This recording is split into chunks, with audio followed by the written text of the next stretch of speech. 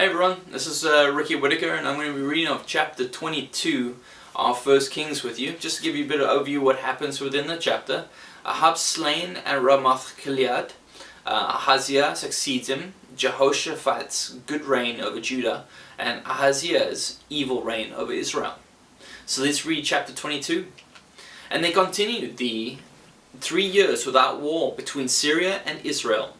And it came to pass in the 3rd year that Jeshoshaphat, the king of Judah, came down to the king of Israel. And the king of Israel said unto his servants, Know ye that Ramoth and Gilead is ours, and we be still, and take it not out of the hand of the king of Syria? And he said unto Jehoshaphat, Wilt thou go with me to battle to Ramoth-Gilead? And Jehoshaphat said to the king of Israel, I am as thou art, my people as thy people, my horses as thy horses. And Jehoshaphat said unto the king of Israel, Enquire, I pray thee, at the word of the Lord today. Then the king of Israel gathered the prophets together, about 400 men, and said unto them, Shall I go against Ramoth-Gilead to battle, or shall I forbear? And they said, Go up, for the Lord shall deliver it into the hand of the king. And Jehoshaphat said, Is there not here a prophet of the Lord besides, that we might inquire of him?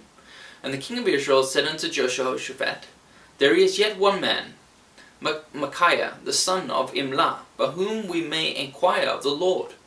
But I hate him, for he doth not prophesy good concerning me, but evil. And Jehoshaphat said, Let not the king say so. Then the king of Israel called an officer and said, Hasten hither Micaiah the son of Imlah. And the king of Israel and Jeshoshaphat the king of Judah sat each of his throne, having put on their robes, in a void place in the entrance of the gate of Samaria. And all the prophets prophesied before them. And Zedekiah the son of Shenani made him horns of iron, and he said, Thus saith the Lord, With these shalt thou push the Syrians, until thou have consumed them. And all the prophets prophesied so, saying, Go up to Ramoth-Gilead, and prosper, for the Lord shall deliver it unto the king's hand. And the messenger that was gone to call Micaiah spake unto him, saying, Behold, now the words of the prophets declare good unto the king with one mouth. Let thy word, I pray thee, be like the word of one of them that speak that which is good. And Micaiah said, As the Lord liveth, what the Lord saith unto me, that will I speak. So he came to the king, and the king said unto him, Micaiah, shall we go against Ramoth-Gilead to battle, or shall we forbear? And he answered him, Go and prosper, for the Lord shall deliver it into the hand of the king. And the king said unto him, How many times shall I adjure thee that thou tell me nothing but that which is true in the name of the Lord? And he said, I saw all Israel scattered upon the hills as sheep, and have not a shepherd.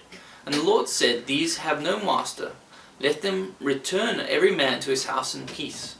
And the king of Israel said unto Jehoshaphat, Did I not tell thee that he would prophesy no good concerning me, but evil? And he said, Hear thou therefore the word of the Lord. I saw the Lord sitting on his throne, and all the hosts of heaven standing by him, on his right hand and on his left. And the Lord said, Who shall persuade Ahab, that he may go up and fall at Ramoth-Gilead?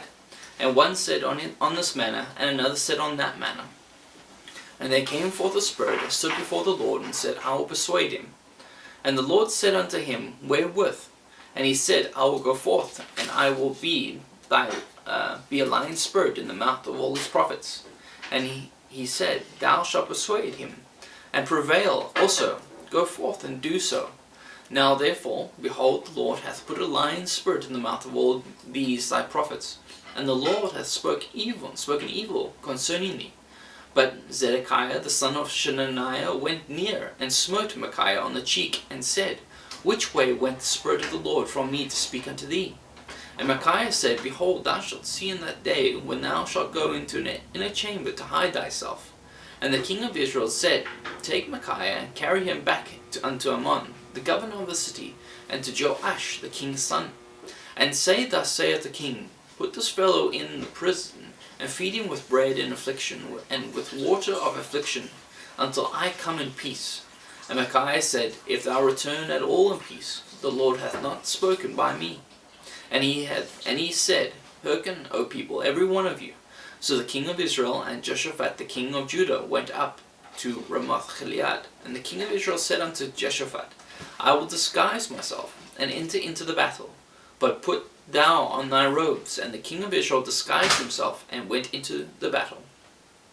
But the king of Assyria commanded his 32 captains that had rule over his chariots, saying, Fight neither with the small nor great, save only with the king of Israel. And it came to pass, when the captains of the chariots saw Jeshoshaphat, they said, Surely it is the king of Israel. And they turned aside to fight against him. And Jeshoshaphat cried out. And it came to pass, when the captains of the chariots perceived that it was not the king of Israel, that they turned back from pursuing him. And a certain man drew a bow at a venture, and smote the king of Israel between the joints of the harness. Wherefore he said unto the driver of his chariot, Turn thine hand, and carry me out of the host, for I am wounded. And the battle increased that day, and the king was stayed up in his chariot against the Syrians, and died at even. And the blood ran out of the wound into the midst of the chariot. And there went a proclamation throughout the host about the going down of the sun, saying, Every man to his city, and every man to his own country. So the king died, and was brought to Samaria. And they buried the king in Samaria, and one washed the chariot in the pool of Samaria. And the dogs licked up his blood, and they washed his armor, according unto the word of the Lord which he spake. Now the rest of the acts of Ahab, and all that he did, and the ivory house which he had made, and all the cities that he built, are they not written in the book of the Chronicles of the kings of Israel? So Ahab slept with his fathers, and Ahaziah his son reigned in his stead. And Jeshoshaphat the son of Asa began to reign over Judah in the 4th year of Ahab king of Israel. Jeshoshaphat was 35 years old when he began to reign, and he reigned 25 years in Jerusalem. And his mother's name was Azubah, the daughter of Shilhi. And he walked in all the ways of Asa his father. He turned not aside from it, doing that which was right in the eyes of the Lord. Nevertheless, the high places were not taken away, for the people offered and burnt incense yet in the high places. And Jeshoshaphat made peace with the king of Israel. Now the rest of the acts of Jeshoshaphat, and his might that he shewed, and how he warred, are they not written in the book of Chronicles of the kings of Judah?